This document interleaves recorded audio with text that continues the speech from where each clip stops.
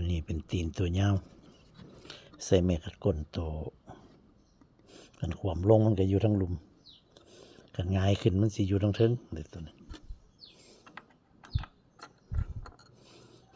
ตัวต่อมา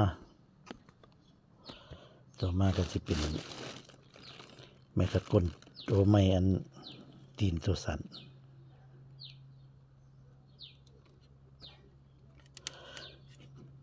ขันห้องบใส่ตีนมันเจ๋มันมักสิขาดขันห้องบใส่ขาใส่ตีนนี่มันเวลาเขาตั้งแล้วเขาตูดหน้าตูดหลังมันสิมักขาด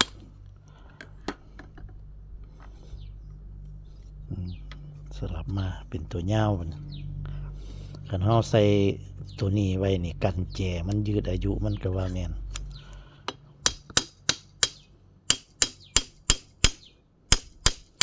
เสียบรองเข้าไปตามตอกสั่ง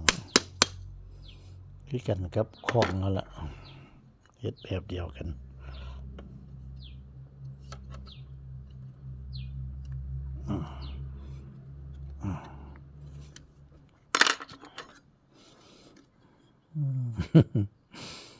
ตอกแจมัน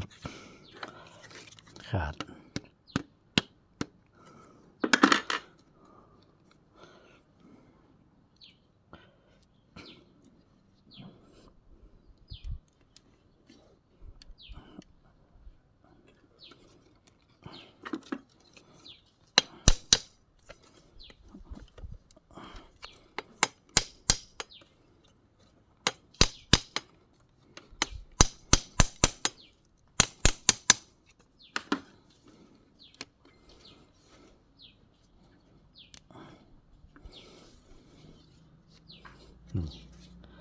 ใส่ตีนเข้าไปก็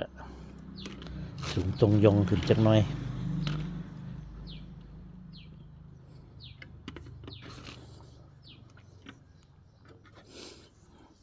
พอใส่ตีนแล้วก็มาจ่อล็อกคือเก่าหั่นน่ะ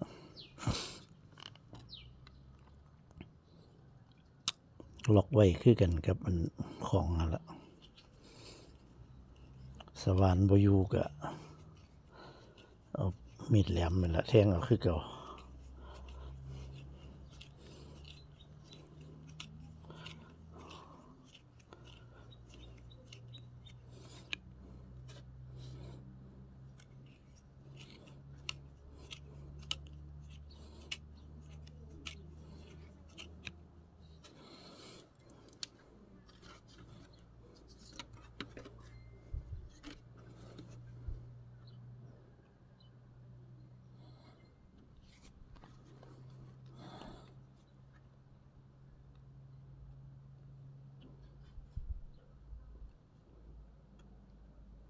แทงรัดกันทั้งสองข้าง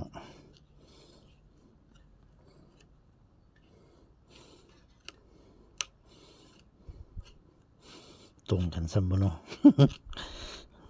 มันแทงบ่ตรงกันนี่ก็เวียนอีกแล้ว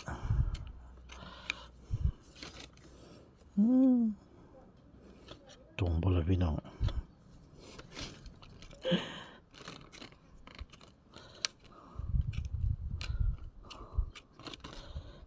ตรงบ่เนาะตรงอยู่ดอกติเนาะ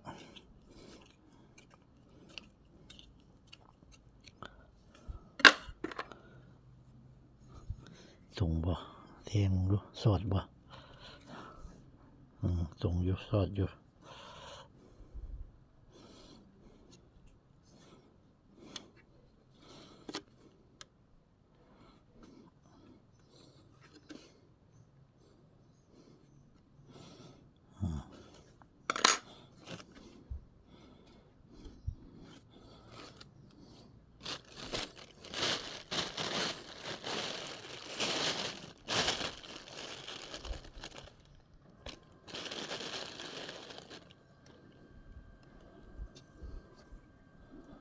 ใส่เสียกไนลอนแดงคือกันกับเฮาเฮ็ดสายมันนี่แหละ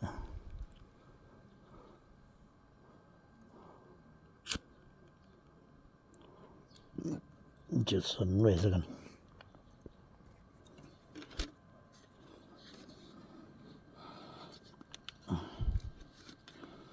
มัดใส่ไม้ขัดก้นมันซะก่อนมัดบ่วงมัดที่มันหูดได้เอาดิ่งเสียกให้มันหูดได้ประมาณนี้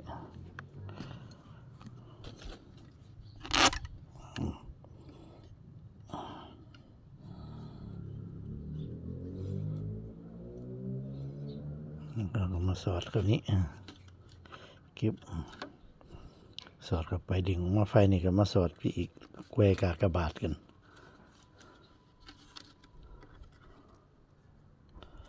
หัดไว้บ่ให้มัน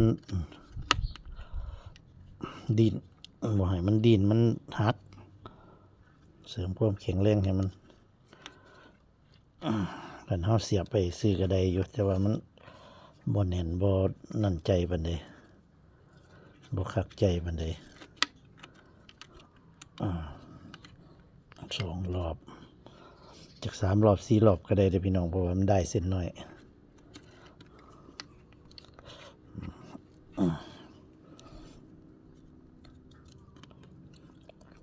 ได้ยิ้มกระติบเขา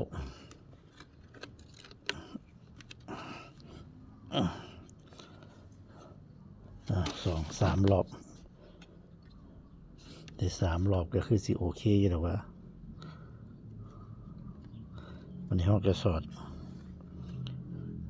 รอดได้นี่วันนี้สอดรอดได้มองมันกวยกันมองกากบาท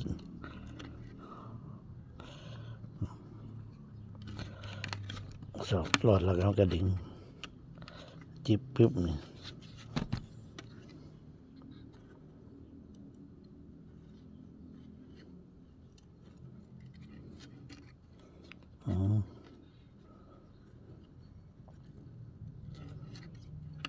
จิบ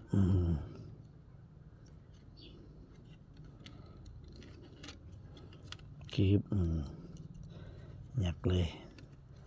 สิหยักจักหลอบกะเหลียวแต่เฮาถนัด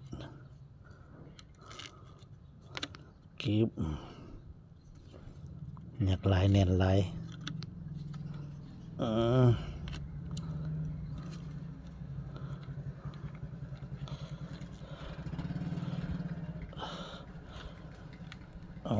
จิบนี่ดีแน่นบัดเนี่ยนั่นแน่นดีกันเสียกบ่ขาดบ่หลุด